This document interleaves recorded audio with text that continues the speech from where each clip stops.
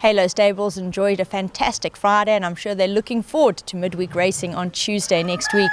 Now in race 1 they'll get underway with Dana Arobi, who's going to try the blinkers, and Horsefly, who's back off a break. Morning Nadine. Yeah, Dana Arobi trying the blinkers. Form doesn't inspire really much, but hopefully he needed the run, and a set of blinkers sharpen him up a little bit more. Horsefly having his first run in the Eastern Cape, trying the poly and drawn quite nicely. He hasn't been too far off them in Joburg, and hopefully he'll take to the poly like a duck to water. In race 3 we'll see Charles and Ndlovu aboard My True Love. Yeah, My True Love's had 2 runs here, and I think she's a filly that needed them. I think we can see some improvement out of her. In race 4 we'll see St. Cloud. Now last time out she did actually jump out the gates, but she still ran a little bit of a flat race, and Ellen, she's better than that. Yeah, I think so, Nate, and she's done pretty well on the poly, and maybe that's her preferred surface. I'm not saying that the grass is something that she doesn't really perform, but I think she should run a nicer race. I think this is a weaker classified stakes than the last. I know that doesn't make too much sense, but as far as the horse is concerned, so I think she should be back in the money. Do you actually agree with Ellen? Sometimes you get races that are merit rated the same or classified the same, and yet one field seems a little bit stronger than the other, and this one does seem a slightly easier task for St. Cloud this time round. Whatever the case, capable of better. In race 5, Clifftop steps out.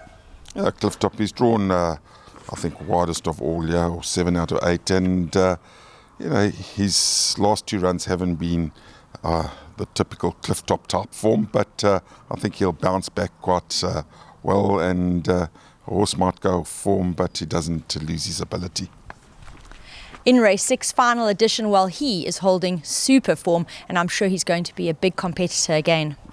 Knocking at the door, and maybe a little bit down in distance, but he's been so unlucky in his last 3 starts by just not being able to get there, and hopefully this will be his day to shine on Tuesday.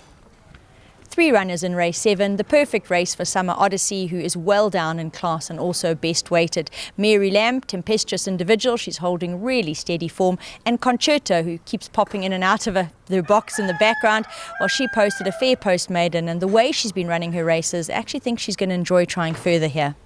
Yeah, summer Odyssey, I agree with you. She's down in class. It's a novice plate, so she's really well weighted, and on her merit rating, she's the horse to beat. Mary Lamb, consistent since arriving, knocking at the door. I thought she'd win last time, and she just flattened out that last 200. So I think she's a filly that's also definitely with a chance.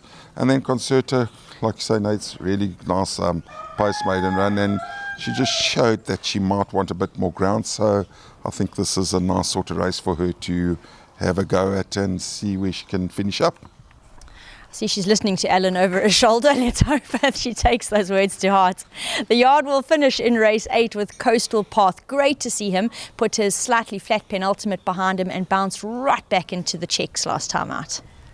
Consistent horse, always there, nice draw on the poly, and gutsy individual. I think he's a big runner once again.